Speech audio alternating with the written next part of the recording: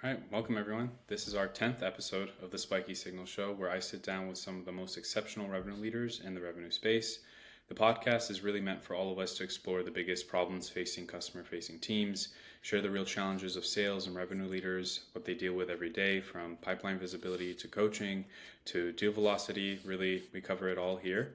I'm your host, Waleed Shaarani, head of revenue over at Spiky.ai, and today I'm here with Adam Cohen, CRO at SDL. Today, we're talking about turning data chaos into revenue clarity, something I know very well of. In today's market, there's a bunch of data everywhere, but it gets seriously chaotic, especially at these large organizations. And they're not turning this chaotic data into revenue for themselves. So we're going to dive a little bit into that. But Adam, welcome. I'm so glad to have you here. Yeah, Wally, thanks for letting me join. Maybe just a quick intro about me. As you mentioned, CRO at SDL. Really, for the last 5 years, I've served as CRO either here or previously a company called Garner Health in the kind of digital care health tech space. For about 10 years prior to that, I've served as either VP or SVP of sales, also in the digital health space, and in some form or fashion have been a part of revenue teams my entire career, kind of starting as an individual contributor all the way through what I am today as a revenue officer. So really happy to be here, and obviously a very important conversation, something that we talk about often. That's awesome. Thanks for the rundown, Adam. Considering your experience, your really rich experience, I'm excited to jump into this. I'm sure you're going to have a lot of insights, but I guess we can start with like the very first question. And I wanted to understand from yourself as a CRO, maybe even in your past experience, what's like the noisiest dashboard you've ever seen, and did anyone actually use it? I know a lot of people just have dashboards, and maybe they're even collecting dust on the shelves, but yeah, are they using it right now? How noisy is it? Yeah, it's a great question. I think now more than ever, there's a ton more noise in kind of the revenue stack as more solutions and systems come into the fold. I still hold true to I think kind of top of funnel activity dashboards, like true proper activity dashboards are probably the noisiest. And by that I mean kind of daily, weekly, monthly, how many calls, how many emails, how many touch points, etc. I've been a part of so many organizations where we have these robust dashboards that show we've done thousands of things, but we don't really understand what that means in terms of outcomes.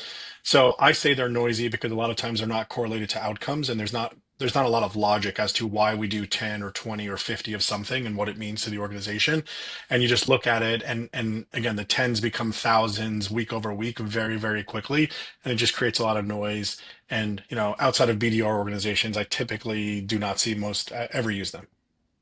Yeah, no, I've heard the same thing, and like I've talked to a couple of leaders in the space, and even some of them are as like kind of archaic back in the day, have just an Excel spreadsheet and are literally going to their different tools, downloading the data from there, putting it into the spreadsheet, and kind of riffing off of that. Do you think that the kind of chaos or the noise is caused more because of these siloed systems, or is it just because of a lack of data discipline?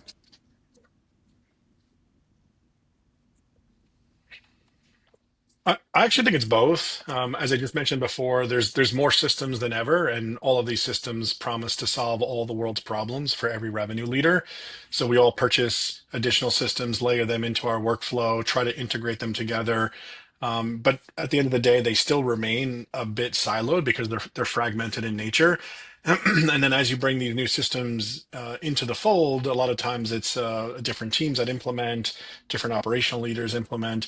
And what I have found is there's not a consistent data model implemented across all these systems, which then leads to the lack of data discipline. You have a bunch of teams and individual contributors that don't understand what data needs to go where, and without micromanaging the process or making every field mandatory, it just scatters the data all over the place, and you're kind of chasing reactive data versus understanding things proactively. So long answer, I actually think it's both. There's more than ever before. They remain siloed, and a lack of a kind of a consistent data model really weakens the ability to have actionable outcomes.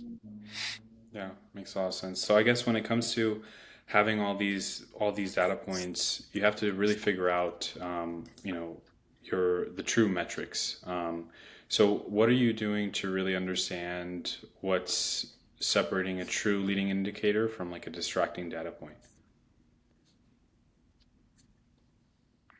Yeah, as I mentioned at the top with activity, I think the leading indicators that are typically most impactful are the ones that tie together to quantifiable outcomes. Um, the best example well, the simplest example I can probably give to you would be an MQL to an SQL conversion or an MQL to a closed won opportunity. If you're able to reverse engineer everything back in your organization to that singular MQL and you understand the conversion rates of how it flows through the life cycle, MQL to SQL, maybe 0 to SQL 1 to qualified to moving opportunity to close won or close loss, you can then look at that initial MQL as a leading indicator because there's a quantifiable outcome to it. I'm going to win X amount of business for every MQL that I bring into the organization.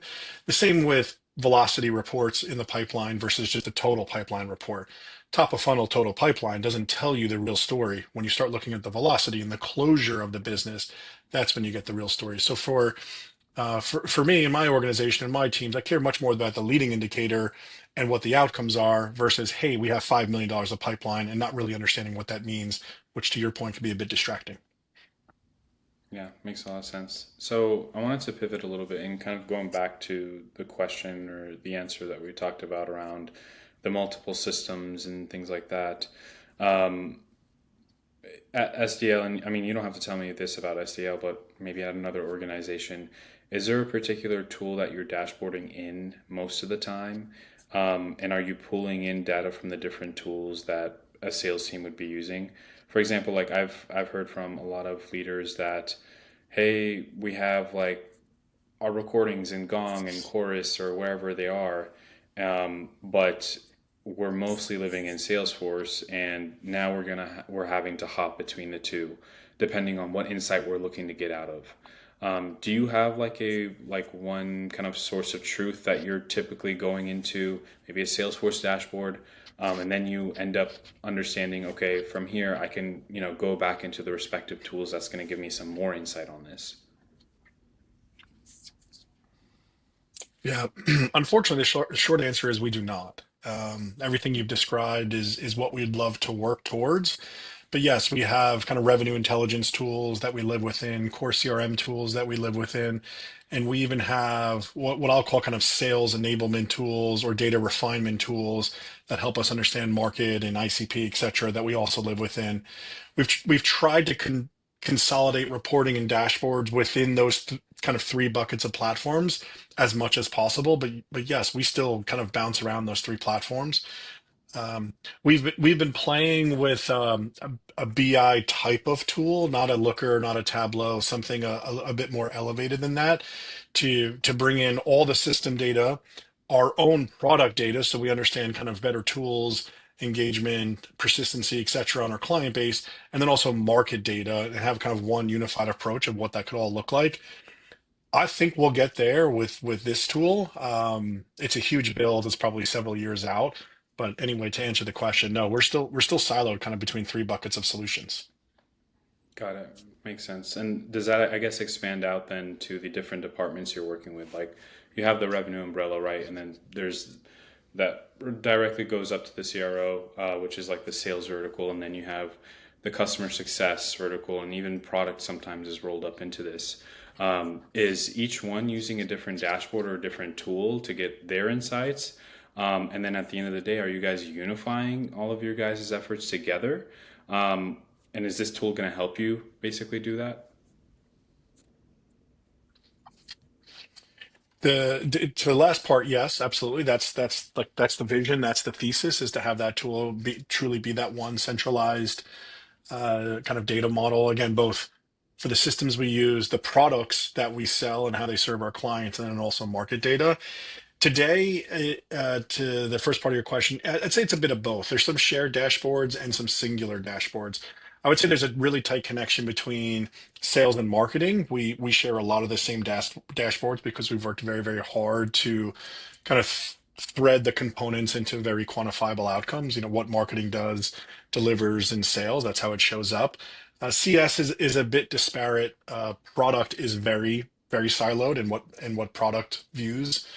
We actually have to run product council on a monthly basis just to share insight because there is kind of no data visibility between systems and what product wants to kind of glean from understanding of the market. So we run through kind of comprehensive product council conversations.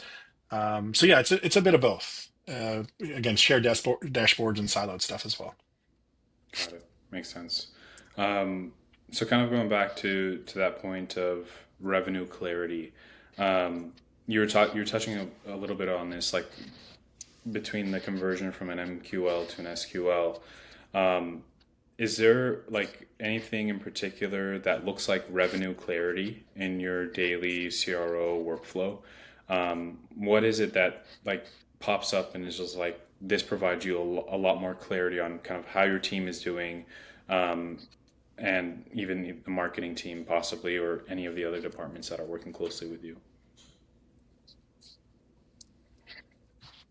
Yeah, on the revenue side, I like to say it's about aligned action, where if you talk to anybody on the marketing team, the sales teams, and even the rev ops teams, everybody understands what's driving momentum, what's driving risk, what's our forecast confidence, all of that stuff. Everybody can understand it.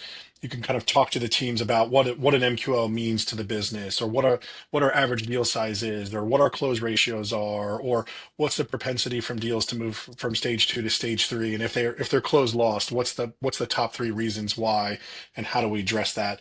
Things like what I would call velocity in the pipeline. That to me is kind of clarity in kind of the revenue model. Have it really tightly threaded. We talked about it a bit earlier, that everything drives an outcome. And if we just start pulling or moving a series of levers, we automatically know that outcome because we have a very tight correlation into all these tasks and what it means for the business. So if a new seller comes into the business, we can tell them exactly what to do to be successful. Or if a tenured seller in the business wants to increase their yield by 10%, we could tell them, go do these two things by X variance, and that will give you the 10% increase that you're looking for. I would say like our sales and marketing organization are really tight in that regard. Interesting. And then I guess like going back, so the revenue clarity, that makes sense. Do CROs want AI? And of course, I'm going to bring AI into the mix of all of this since we're living in that world. But do CROs want AI to analyze more data, or basically sift out all the bullshit and kind of like help them ignore more of the data? What are your thoughts there? Yeah,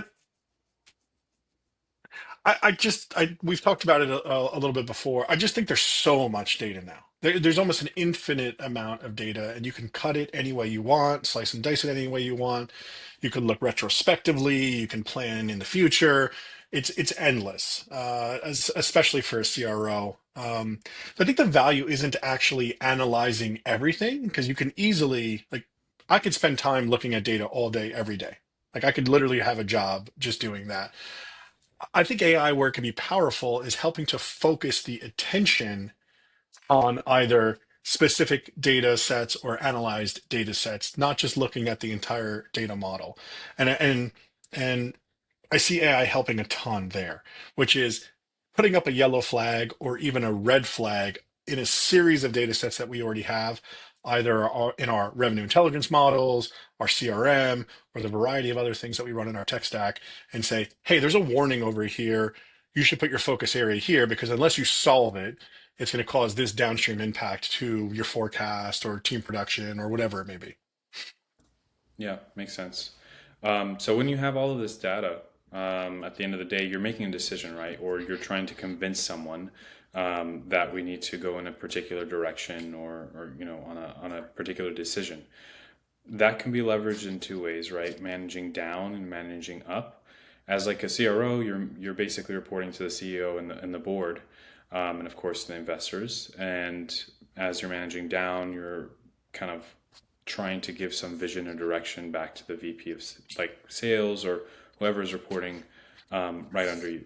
So I guess like how are you balancing the narrative of kind of like storytelling when it comes to bringing these numbers and insights and bringing it back to the top or bottom?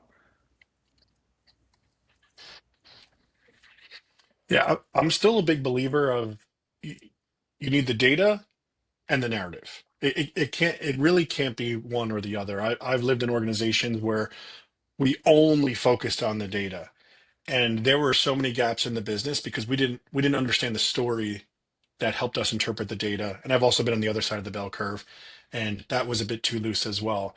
The way I describe it is numbers explain what's happening, and the narrative explains why it matters. And there's a variety of reasons why the narrative plays an important role. I'll give you one maybe quick example. I was this was probably 7 or 8 years ago. I was head of revenue for a North American motion for a multinational, and the multinational had never stretched into the U.S. or Canada yet, and we built it from zero. And early days, the data was really messy. And it told a really bad picture. Like if you just looked at the data on the surface, we probably all should have been fired. But the reality was we started from zero. So we were building in a market with no market visibility, no product market fit, brand new sellers. We didn't understand pricing. We didn't understand how to position the product. And it takes time to do all that stuff. So even though our first quarterly forecast was $200,000, which was awful, just awful, the story behind it, the narrative behind it explained why the $200,000 was awful. Now we ended up ending that business 5 years later at 42 million ARR, and it was a $100 million book. So we did a really good job. That's a really simple example of why the narrative was important to help validate that the data wasn't as bad as a somebody from the outside or somebody on a board wouldn't really understand. That's really interesting. Um, so they ended up getting acquired, or you guys sold the company? We actually did get acquired by a relatively large mid enterprise out of Canada. I ended up staying for a few years post acquisition, and it was really interesting to go from a small 60 employee organization based out of the UK to a being acquired by a 5,000 employee organization that was 900 million top line revenue across the business. So a lot of learnings from there, going from one to the other. Yeah, that's awesome. And you said the acquisition price, the book price was 100 million, or what was I think I missed that. Yeah, the acquisition price was significantly above that. Our business, we got our book to 100 million top line revenue. Uh, Acquisition was significantly greater than that. But yeah, it was a really good run. The last calendar year I was there, we did 42 million of new ARR that calendar year. wow, that's amazing. So I guess like with that business, it got to 100 million in revenue. What were you tracking in terms of signals there? Like if you could track only three signals for a business like that, what would they be?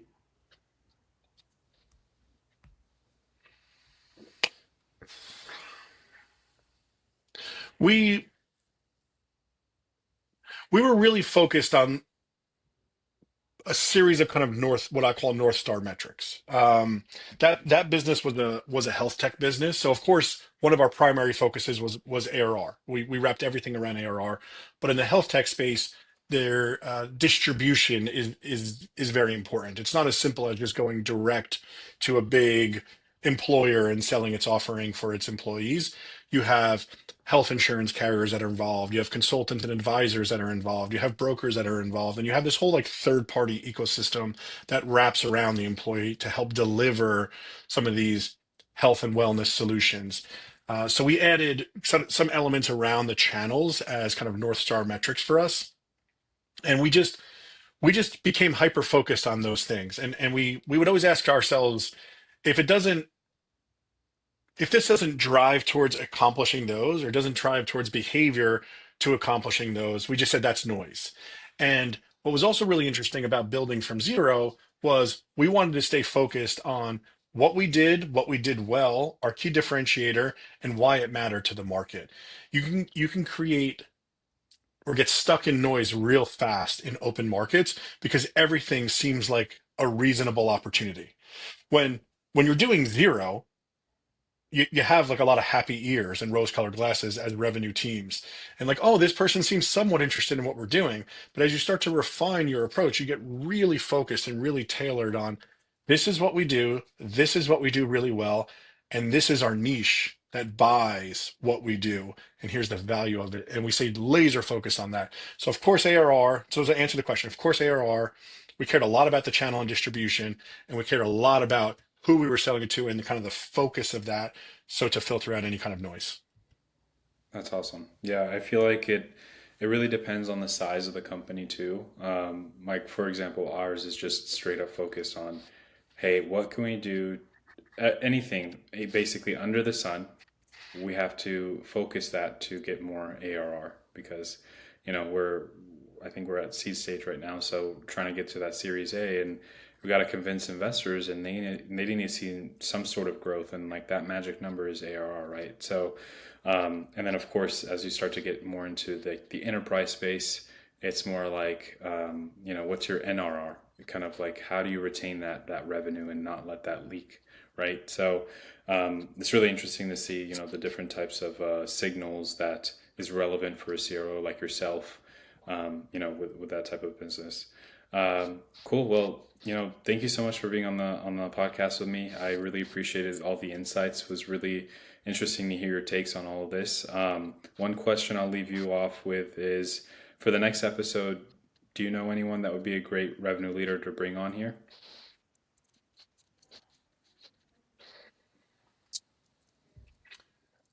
I do have a handful in my network. I'd have to see in terms of like timing commitment who's available.